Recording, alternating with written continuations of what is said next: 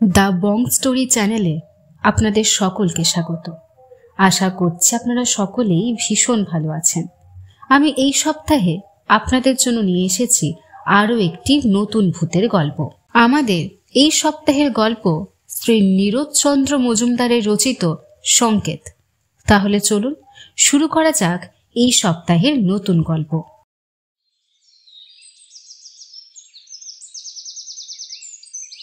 বসন্তর চিঠি পেয়ে অবাক হয়ে গেলাম। ঘুরতে ঘুরতে আড়া জেলার এক কোণে গিয়ে সে আস্তানা পেতেছে, এক বিরাট পোড়ো বাড়িতে।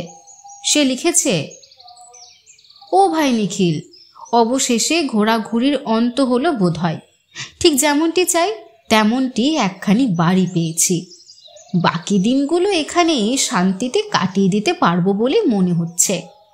বাড়িটার কিছু কিছু রোজই ভেঙে পড়ছে, তবু দোতলায় খানচারের ঘর এখনো যা আছে আমার চেয়ে তাদের পরমায়ু বেশি, এমন আশা রাখি। সেগুলিতে আমি সংসার পেতেছি।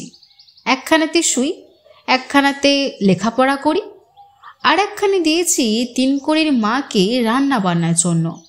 চতুর্থ কামরা তোমার জন্য গুছিয়ে রেখেছি। যত শিগগিরই পারো তুমি চলে এসো। জানো এ বাড়ির ইতিহাস? এটা ছিল রাজবাড়ি। 1857 সালে যখন প্রথম স্বাধীনতা যুদ্ধ হয়, তখন এ বাড়ির মালিক দস্তুর মতো লড়াই করেছিলেন ইংরেজের বিরুদ্ধে। তার নাম কুমার দলপত সিং। তেজি মানুষ ছিলেন। নানা সাহেবের দরবারে রীতিমতো খাতির ছিল তার। যুদ্ধে যখন হার হলো, কুমার বাহাদুর কানপুর থেকে পেছিয়ে এলেন। কাশী, পাটনা, ছাপড়া সর্বত্রই তার কলিজার রক্ত ঝরেছিল কিছু কিছু। অবশেষে সাদা জাতের শাসনে কবরের শান্তি প্রতিষ্ঠিত হলো গোটা দেশে। দলপত সিংয়ের নামে হুলিয়া বেরুলো। যে তাকে ধরিয়ে দেবে 10,000 টাকা পুরস্কার পাবে। নিজের জেলাতেই গা ঢাকা দিয়ে এদিক ওদিক ঘোরাফেরা করতেন কুমার বাহাদুর। এখানে সবাই তাকে চিনত, মানত, ভক্তি করত। বন্ধু, আত্মীয়, প্রজা যার বাড়িতে দুদিনের জন্য আশ্রয় নিতেন, সে যেন স্বর্গ হাতে পেত। সাবধানে তাকে লুকিয়ে রাখত আর প্রাণপণে তার সেবা করত। মোটের ওপর খুব বেশি কষ্ট তিনি পাননি। ইংরেজের চরকে ফাঁকি দিয়ে বেশ নিরাপদে দিন কাটাচ্ছিলেন তিনি। অবশেষে বিনা মেঘে বজ্রপাত হলো। তিনি ধরা পড়লেন তার নিজের বাড়িতে। বহুদিন পরে দলপত সিং এসেছিলেন স্ত্রী পুত্রকে দেখবার জন্য। আরও 2-1 এমন এসেছিলেন, তখন কোনো বিপদ হয়নি, কিন্তু এবার হলো। ভাই মহিনুর তেতলার জানলা থেকে একখানা কালো কাপড় ওড়ালো কমিনিট। অদূরে বট গাছে ইংরেজের চর লুকিয়েছিল এই সংকেতের প্রত্যাশায়। সেই রাত্রে সাদা পল্টন এসে বাড়ি ঘেরাও করল। দলপত সিংকে টেনে বার করে তার বাড়ির ভিতরেই তাকে হত্যা করল। তারপর থেকে রাজবাড়ি শ্রীহীন। জমিদারির মালিক হলো মহিনুর সিং, কিন্তু সে বাস করল পাটনায় গিয়ে। 50 বছর যেতে না যেতে বাড়িটা একেবারে পরিত্যক্ত হলো। এখনকার অবস্থা দেখলে তুমি হয়তো ভয় পাবে। চারিদিকে ইট পাথর ভেঙে ভেঙে পড়ছে। আশেপাশে জঙ্গল গজিয়ে উঠেছে। পরিখার জল পচে দুর্গন্ধ ছড়াচ্ছে। কিন্তু পরিখার বাইরে নতুন কলোনি গজিয়ে উঠেছে একটা। যে মাঠে একদিন দলপত সিং 2000 সিপাহীকে কুচকাওয়াজ করাতেন, তার বুক চিরে লাল সুরকির রাস্তা চারিদিকে ডালপালা ছড়িয়ে দিয়েছে। আর তাদেরই গায়ে গায়ে মাথা তুলেছে পাকিস্তানি উদ্বাস্তুদের ঘর বাড়ি। প্রধানত ধনী লোকেদেরই কলোনি এটা। এখানে বিজলি বাতি পর্যন্ত এসেছে। মোটরের হর্ন আর রেডিওর রাগিনী সর্বদা শুনতে পাওয়া যায় আমার ভাঙা বাড়ি দোতলা থেকে। পরিখার এপারে এই কলোনি, ওপারে আবার খান কত কুড়ে, তারই একখানাতে তিনকড়ির মা বাস করে। এপারে আলো আর ওপারে অন্ধকার, এই দুয়ের মাঝখানে আমার ভগ্নপুরী। বর্তমান মালিকরা এ বাড়ির আসবাবপত্র সব সরিয়ে ফেলেছেন, তবে দরজা জানলাগুলো এখনো আছে। বছরে 200 টাকা মাত্র ভাড়ায় এই বিশাল ধ্বংসাবশেষ বাড়ি আমি ভাড়া নিয়েছি। এমন সস্তায় এত ভালো জায়গা দুনিয়ায় কোথাও পাবো না। আর আমার এত ভালো লেগেছে বলে তোমাকে আসতে না লিখে পারলাম না। ইতি, তোমার বসন্ত। চিঠি পড়ে আমি অবাক। একটা পোড়ো বাড়ির ওপর এরকম স্নেহ! নির্জনতা সে ভালোবাসে জানি, তাই বলে সারা জীবন একটা ভাঙা বাড়ির মধ্যে নিজেকে কবর দিয়ে রাখতে হবে? কি পাগলামি! বয়স তার সবে 30, অর্থ সামর্থ্য মন্দ নয়, ছবি আঁকতে পারে, লেখক হিসেবে ওর নাম করেছে একটু। সে লোক যদি এভাবে পৃথিবীর বাইরে চলে যেতে চায়, তাহলে বন্ধুর কর্তব্য হবে তাকে ধরে এনে ডাক্তার দেখানো। বন্ধু বলতে শুধু আমি, কাজেই আমায় যেতে হবে। এক শীতের প্রভাতে আড়ায় গিয়ে হাজির হলাম। সঙ্গে নিজের গাড়ি ছিল। পথের বিবরণ বসন্ত চিঠিতে বিশদভাবে পেয়েছি, কাজেই বাহাদুর নগরে পৌঁছতে কষ্ট হলো না।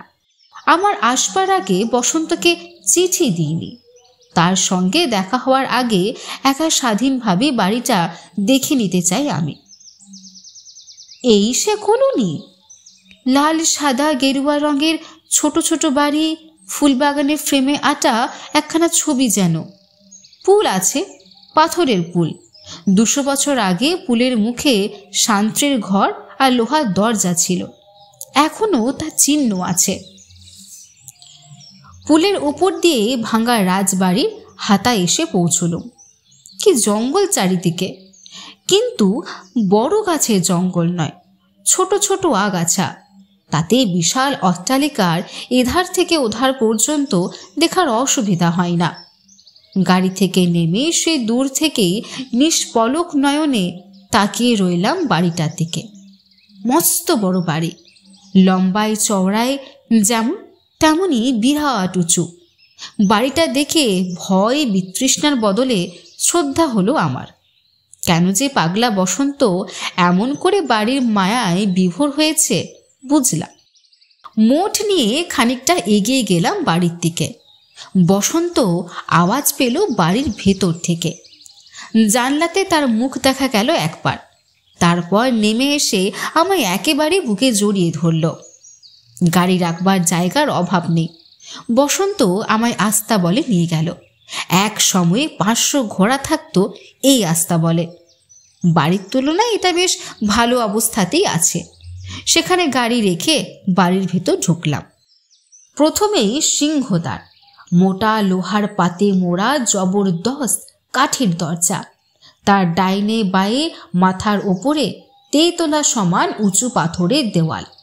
ভেতর থেকে যদি সিংহদ্বার বন্ধ করে দেওয়া যায়, কারো সাধ্য নেই বাড়িতে ঢুকবে। সিংহদ্বারের পর একটা ঘর, দরবার ঘরের মতো, বহু স্তম্ভের মাথায় নকশা করা।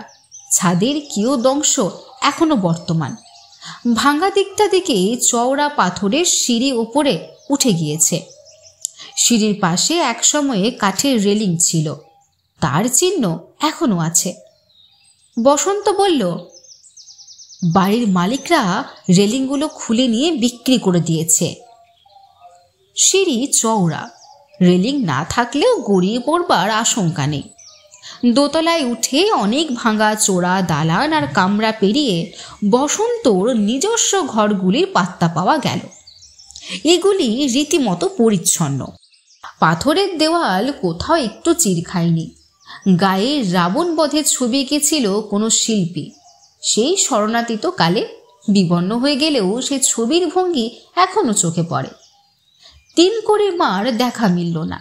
সেদিনকার মতো রান্না শেষ করে দিয়ে আগেই সে চলে গেছে। এবেলার ভাত এবং ওবেলার রুটি সব একসঙ্গে। অপরাহ্নে সে আর আসে না এখানে। আসে না কেন? আমি প্রশ্ন করলাম। ভূতের ভয় নাকি? ভূত না ছাই, ভূত নেই। বসন্ত যেন লজ্জায় মাটিতে নুয়ে পড়ল। একটা ভূত না থাকায় বাড়িটা মর্যাদাহীন হয়েছে, এই বিরাট ভাঙা বাড়ি, যে দেখবে সেই ভাববে এখানে একটা কলোনি আছে ভূতের। কিন্তু আমার দুর্ভাগ্য, এই 1 বছরের মধ্যে ভূতের টিকি দেখিনি, যদিও বাড়িতে আমি নিছক একা বাস করি।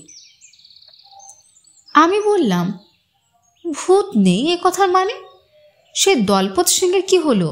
সে ভদ্রলোকের যখন অপঘাত মৃত্যু হয়েছিল এ বাড়িতে, তখন ভূত না হয়ে তিনি যাবেন কোথায়? বসন্তর মুখ হঠাৎ গম্ভীর হলো। সে জিভ কামড়ে বলল, কুমার বাহাদুর পুণাত্মা লোক ছিলেন, একাধারে বীর এবং সৎ।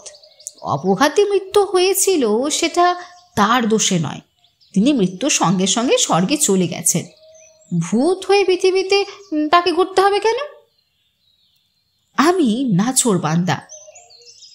তিনি না হয় স্বর্গে গেছেন, কিন্তু তাকে যারা মেরেছে তারা, বিশেষ করে সেই বেঈমান মহিনুর, তারা নিশ্চয় স্বর্গে যায়নি। এখানে তারা মরেনি কেউ, উত্তর দেয় বসন্ত। অন্য জায়গায় মরলে বুঝি একদিন বেড়াতে আসতে পারে না এখানে? হাজার হলো এ বাড়িটা তাদের একটা কীর্তির অকুস্থান, ভূত হয়ে একবারও কেউ এটা দেখতে আসবে না? এ কেমন কথা? আমার এই পরিহাস বসন্তর ভালো লাগছে না, আমি স্পষ্ট বুঝতে পারলাম।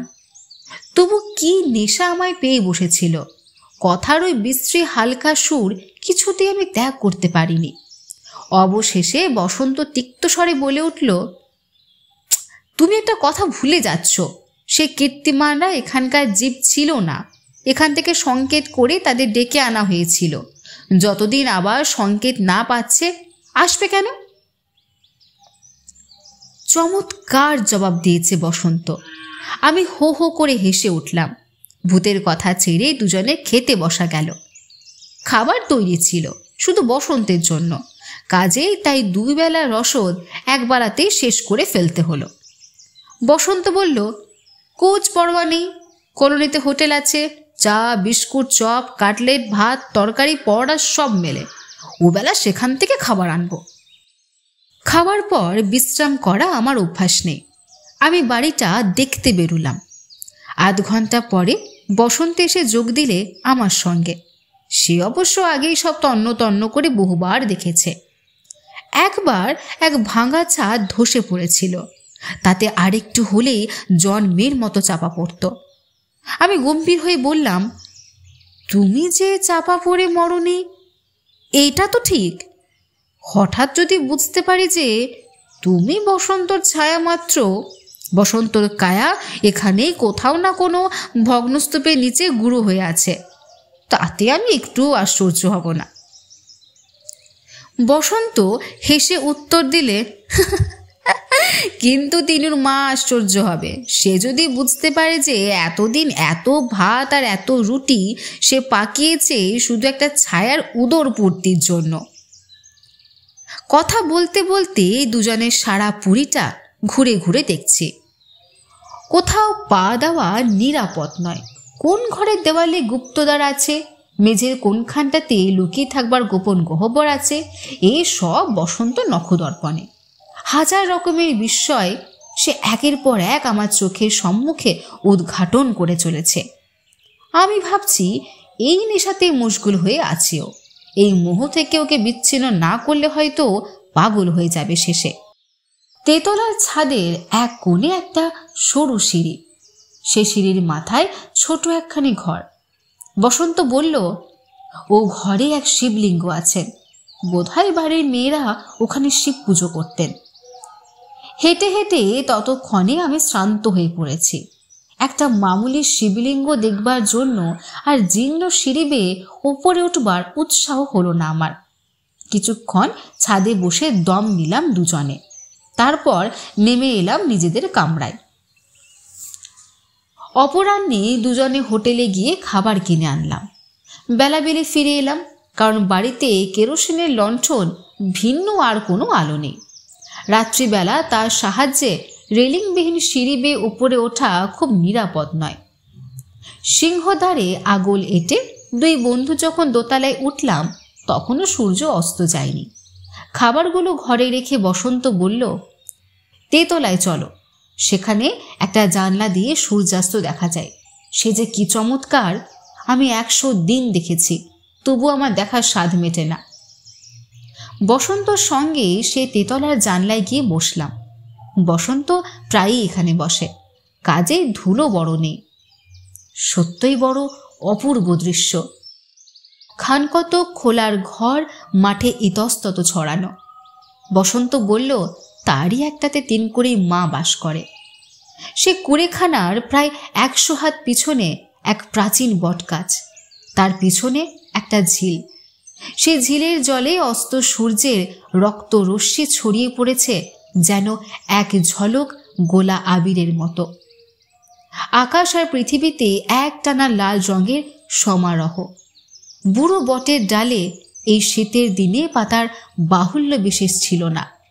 ন্যাড়া ডালগুলোকে মনে হচ্ছে যেন লালের পটভূমিতে সরু মোটা কতকগুলো আঁকা বাঁকা কালির আঁচড়। দুজনে বসে আছি পশ্চিম আকাশের পানে তাকিয়ে। হঠাৎ একখানা পা তুলে দিলাম সে বেদির ওপর। পায়ের শব্দটা জোরেই হলো, আর সেই শব্দ শুনে আমরা দুজনে উৎকীর্ণ হয়ে উঠলাম। ফাঁপা জায়গায় আঘাত করে যেরকম শব্দ হয়, এই শব্দ সেরকম।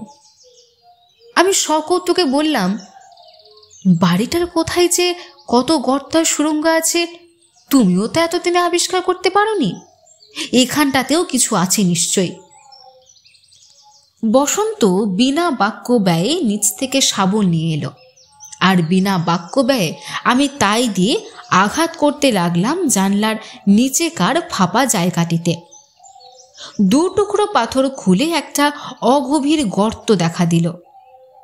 সে শাবলখানায় আমি নামিয়ে দিলাম ওর ভেতরে। খানিকটা নাড়াচাড়া করতে কি একটা বস্তু যেন জড়িয়ে গেল সে শাবলের মাথায়। আমি সেটা টেনে তুললাম শাবল সমেত। একখানা কাপড়, রংটা ধোঁয়াটে, বেশি লম্বা নয়, হাত 5 হবে হয়তো। বসন্তর মুখে ভ্রুকুটি। আমি মনে মনে হাসলাম। ও হিংসায় ফেটে পড়ছে। ওর বাড়িতে এসে আমি একটা গোপন রহস্য আবিষ্কার করে বসলাম। এই 1 বৎসরে যার সন্ধান ও পায়নি। এই পরাজয় হজম করতে পারছে না যেন। কাপড়খানা জানলার বাইরে ধরে ভালো করে ঝাড়তে লাগলাম। ধুলো তাতে আছে, কিন্তু সেই ধুলো ঝাড়লে যাবার নয়, তা আমি জানি। অন্তত 100 বছরের পুরনো ধুলো। ও কি আর! হঠাৎ আহত বুলডগের মতো একটা ক্রুদ্ধ গর্জন করে বসন্ত হাত বাড়িয়ে চাদরখানা আমার হাত থেকে কেড়ে নিলে। করছো কি তুমি? হ্যাঁ? বিস্ময়ে হতবাক হয়ে আমি ওর পানে তাকাই। হে যে সেই কাপড় যা দিয়ে পাপিষ্ঠ মহিনুর সেদিন ইংরেজের চরকে সংকেত করেছিল। এই বলে সে সভয়ে তাকাতে লাগলো ওই ন্যাড়া বটগাছটার দিকে, যেন ওর আঁকা বাঁকা ডালের আড়ালে সে কোনো লুক্কায়িত চরের সাদা মুখ দেখতে পেয়েছে। কথাটা আমারও মনে লাগলো। খুব সম্ভব এটা সেই কাপড়, আর খুব সম্ভব এই জানলা দিয়েই মহিনুর ওই বটগাছের দিকে সংকেত করেছিল। কিন্তু তা যদি হয়, তাতে বসন্তের এমন বিচলিত হওয়ার কি আছে? বুঝতে না পেরে আমি ফ্যাল ফ্যাল করে ওর দিকে তাকিয়ে আছি দেখে সে রেগে উঠল ভয়ানক। জানলাটা বন্ধ করে দিয়ে কালো কাপড়খানা তার নিজস্ব গর্তের ভিতর নিক্ষেপ করলো তখনই। তারপর পাথর দিয়ে গর্ত বন্ধ করতে করতে সে গজরাতে লাগলো। আস্ত বোকা! ও সংকেত কি অনর্থই না ঘটেছিল সেদিন। আজ আবার তেমন কিছু যদি হয়? আমি আকাশ থেকে পড়লাম। আজ আবার অনর্থ? কি রকম অনর্থ? কে ঘটাবে অনর্থ? কেন ঘটাবে? ঝড়ের বেগে প্রশ্নের পর প্রশ্ন করি আমি। উত্তর দেবার আগে সে আমার হাত ধরে টেনে নামিয়ে নিয়ে এলো দোতলায়, নিজের ঘরে। তখন সন্ধ্যা হয়ে এসেছে প্রায়। ম্লান গোধূলির আলোয় সিংহদ্বারের দিকে তাকিয়ে সে বলল মৃদু কণ্ঠে, ওই দোর খুলে আমরা পালাই, চলো, এখনো সময় আছে। তারা আসবার আগে আমরা পালিয়ে যেতে পারবো। হোটেলে একটা রাত্রির মতো আশ্রয় পেতে পারবো। চলো, এখনই চলো, এরপর তারা হয়তো এসে পড়বে। কারা কারা এসে পড়বে? আমি কিছু বুঝতে না পেরে পাগলের মতো চেঁচিয়ে উঠলাম। কিছু বুঝতে পারছিলাম না, কেবল এইটুকু ছাড়া যে অভাগা বসন্ত বদ্ধ পাগল হয়ে গেছে। আমার প্রশ্ন শুনে বসন্ত আমার দিকে স্থির দৃষ্টিতে চাইল। আমিও ভালো করে তাকিয়ে দেখলাম তার দিকে। না, তার চোখে পাগলামির কোনো আভাস নেই। তবে এসব কি বলছে ও? বসন্ত বললে, কারা এসে পড়বে বুঝছো না? সেদিন যারা এসেছিল, মনে করছো তারা নেই? পাগল। তারা মরেছে বটে, কিন্তু তাদের হিংসা মরেনি। পাপ দীর্ঘজীবী, রক্তের তৃষ্ণা একবার জাগলে সহজে তা মেটে না। একটা দলপত সিংহের রক্ত পান করে সেই 200 গোড়া সৈনিকের রক্ত পিপাসা চিরদিনের মতো ঠান্ডা হয়ে গিয়েছে? ভেবো না। তারা আবার একটা সংকেত পাবার প্রত্যাশায় আছে ওই প্রায় 100 বছর ধরে। সে সংকেত আজ তারা পেয়েছে, সে একই জানলা থেকে, সেই একই কালো কাপড়ের সংকেত। আজ তারা আসবে, ঠিক যেভাবে সেদিন এসেছিল। আমি রীতিমতো ভয়ার্ত হয়ে পড়লাম। সে শুধু ওর ভয়ের ছোঁয়া লেগে? পরক্ষণে জোর করে হেসে উঠলাম। কি বলছো বসন্ত? কিসের সংকেত, কিসের রক্ত পিপাসা? যত আজগুবি কথা ভেবে ভেবে এই 1 বছর ধরে তুমি নিজের মাথার মাথা খেয়েছ। চলো খেতে বসা যাক, খেয়ে লম্বা ঘুম, তারপর সকালে তোমায় নিয়ে বাংলা মুল্লুকে ফিরে যাচ্ছি আমি। ফিরে যেতে চাইলে ওরা তোমায় যেতে দেবে? হেসে তুমি উড়িয়ে দিলে আমার কথা। বেশ, তুমি যদি মরতে রাজি থাকো, আমিও আছি, দেখি কি হয়। দুজনে গিয়ে খেতে বসলাম। কেরোসিনের আলো জ্বলছে মিটমিট করে, চারিদিকে থমথমে গুমট, বাতাসের আভাস নেই কোথাও। জানলা খোলা আছে, কিন্তু কলোনিতে একটাও আলো জ্বলেনি এখনো। ওখানে বাড়িতে বাড়িতে গলিতে গলিতে বিজলি বাতি আছে দেখে এসেছি। ওদিককার লাইন ফিউজ হয়ে গেল নাকি? মনের ভাব ভাষায় প্রকাশ করা মাত্র বসন্ত তিক্ত হাসি হেসে বলল, তুমি তা এতক্ষণে লক্ষ্য করলে? আমি বহুক্ষণ আগেই দেখেছি। আলো দেখা যাচ্ছে না, রোদ যায়, আজ দেখা যাচ্ছে না। ফিউজ হয়নি, বাড়িতে বাড়িতে 100 আলো জ্বলছে ওখানে। শুধু আলোর কথা ভাবছো তুমি? আমি ভাবছি গ্রামোফোন রেডিওর গানের কথা। রোজ প্রতি বাড়ি থেকে তার আওয়াজ পায়, আজ পাচ্ছি না। এসবের মানে বাইরের পৃথিবী থেকে এই বাড়িটা বিচ্ছিন্ন হয়ে গেছে, বিচ্ছিন্ন করে দিয়েছে ওরা। ওই বাইরে দেখছো জমাট অন্ধকারের দেওয়াল? ও অন্ধকার এই পৃথিবীর নয়, প্রেত লোকের। আমি চকিতে স্তব্ধ হয়ে বসে থেকে লাফিয়ে উঠলাম। বসন্তের হাত ধরে তাকে তুলে বললাম, চলো আমরা এক্ষুনি বেরিয়ে যাব। তুমি যা বলেছিলে হোটেলে রাত কাটাবো আজ। তোমার এসব আজগুবি কথায় বিশ্বাস করি না, কিন্তু তুমি যেরকম ভয় পেয়েছ তাতে এখানে তোমাকে আর তিলার্থ থাকতে দেওয়া উচিত হবে না। চলো। আমার সঙ্গে ঘর থেকে বেরিয়ে যেতে যেতে বসন্ত বলল, চলো, কিন্তু বেশি দূর যেতে হবে না। ওরা এসে গিয়েছে, বাড়িটা ওরা ঘিরে বসে আছে। এখন বাইরে যাওয়া মানে ওদের মুখে ঝাঁপিয়ে পড়া। অবশ্য তাতে কিছু যায় আসে না, মরতে যখন হবেই 2 মিনিট আগে না হয় পরে।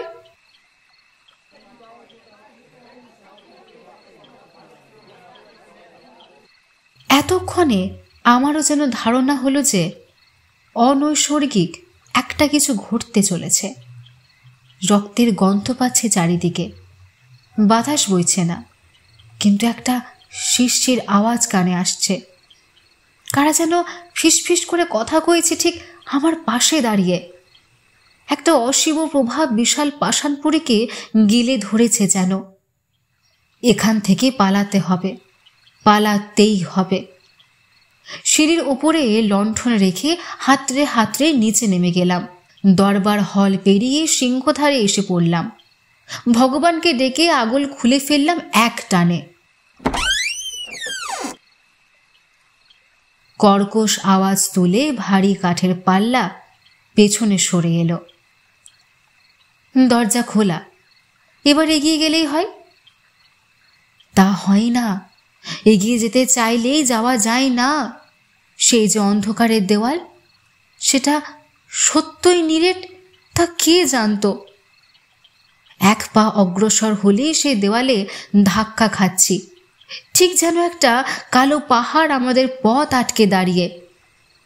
বসন্ত চুপি চুপি বলল, দেখছো, যাবার পথ নেই। হৃৎপিণ্ড ধুক ধুক করছে কিনা ভালো বুঝতে পারলাম না। হঠাৎ সেই বিষয়ে যখন আশ্বস্ত হলাম, তখন একবার তীক্ষ্ণ দৃষ্টিতে তাকিয়ে দেখলাম সেই অন্ধকার প্রাচীরের দিকে। প্রাণপণে চেষ্টা করতে লাগলাম ওর মর্মস্থলে ভেদ করে পরপারে দৃষ্টি প্রেরণ করবার জন্য। কিন্তু না, যেমন করে ধাক্কা খেয়ে আমাদের দেহ ফিরে এসেছিল, ঠিক সেইভাবে ধাক্কা খেয়ে দৃষ্টিও পিছনে পিছিয়ে আসতে লাগলো। কি করব ভেবে ঠিক করতে না পেরে হতভম্বের মতো তাকিয়ে আছি ওই আঁধার প্রাচীরের দিকে। এমন সময় হঠাৎ আলো জ্বলে উঠল, এখানে সেখানে মশালের আলো। সে আলোর রংটা নীলচে, আলোর সংখ্যা ক্রমে বেড়ে যাচ্ছে। সে আলোয় ঝকমক করে উঠছে শত শত ইস্পাতের ফলা।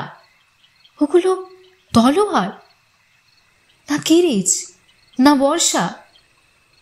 অস্ত্রের পেছনে সাদা সাদা মুখও যেন অস্পষ্ট দেখা যাচ্ছে অনেকগুলো। হঠাৎ পুরুষ কণ্ঠে ইংরেজি শব্দ কানে এলো, মার্চ। সে আধালো অন্ধকারে নীরের দেওয়াল হঠাৎ যেন জ্বলে উঠে আমাদের দিকে এগিয়ে আসতে চায়। আমি বসন্তের হাত ধরে সিংহদ্বারে এপিঠে পিছিয়ে এসে বিদ্যুতের মতো ক্ষিপ্র হস্তে দ্বারে অর্গল এঁটে দিলাম। এবার সেই মুহূর্তে ও পিঠে যেন হাজারটা দানব একসঙ্গে চিৎকার করে উঠল দারুণ আক্রোশে। ছুট ছুট দরবার পেরিয়ে সিঁড়ি, সিঁড়ি পেরিয়ে দোতলা, কিন্তু ঘর কোথায়? সিংহ দরজায় প্রচণ্ড আঘাত পড়ছে মুহুর্মুহু, যেন 10টা হাতি ছুটে এসে হুমড়ি খেয়ে পড়ছে ওর ওপর। এই আক্রমণ সহ্য করে শতাব্দীর পুরাতন কাঠের দরজা কতক্ষণ খাড়া থাকবে? প্রলয় কোলাহল চারিদিকে, ইংরেজি ভাষায় নারকীয় তর্জন, মারো কাটো ফাঁসি দাও বিদ্রোহীকে, আগুনে পোড়াও বাচ্চাদের, মেয়েদের ধরে বাঁধি করো, নিয়ে চলো, নানা রকম চিৎকার আর শাসানি। মর মর মরাত। হই হই ভাঙল সিংহদ্বার। আর উপায় নেই, এবার মৃত্যু। বসন্ত আমার হাত ধরে তেতলার দিকে ছুটল। জিজ্ঞাসা করলাম, কোথায়? হতাশ কণ্ঠে সে উত্তর দিল, কোথায় আর, চলো তেতলার ছাদে। যতক্ষণ বাঁচি চেষ্টা করতে হবে, যদি সেখানে না যাই। কেন যাবে না? ওই যে দোতলার সিঁড়িতে দুপ দুপ পায়ের শব্দ। তেতলা যাওয়ার জায়গা নেই। আমি বললাম, এখান থেকে লাফ দিয়ে নিচে পড়ি, ভূতের হাতে মরার চেয়ে আত্মহত্যা ভালো। বসন্ত বলল, ওই সিঁড়ির মাথার ঘরটাতে উঠি, চলো। লাফ যদি দিতে হয় ওই ঘর থেকে দিতে পারবো, জানলা আছে। যখন সে ঘরে উঠলাম তখন সিঁড়িতে 100 পায়ের শব্দ। আশ্চর্য, তবু জীর্ণ সিঁড়ি, ভেঙে পড়ছে না। ঘরের অন্ধকারে তবু কি জানি কিসের আলো শিবলিঙ্গের ওপর পড়ল। বসন্ত আর আমি একসঙ্গে সেই দেবতার পায়ে আছাড় খেয়ে পড়লাম, মহাদেব রক্ষা করো। তারপর দুজনেই অজ্ঞান হয়ে গিয়েছিলাম বোধহয়।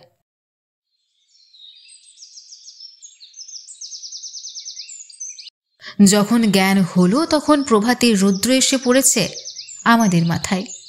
দুজনেই দুজনের মুখের দিকে তাকায়। স্বপ্ন?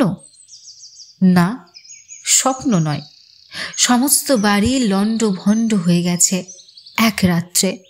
দরজা জানলা উপড়ানো, আমাদের খাট বিছানা পরীক্ষার জলে ভিজে ছপছপ করছে। সবচেয়ে সর্বনাশ, মোটরখানি চূর্ণ বিচূর্ণ।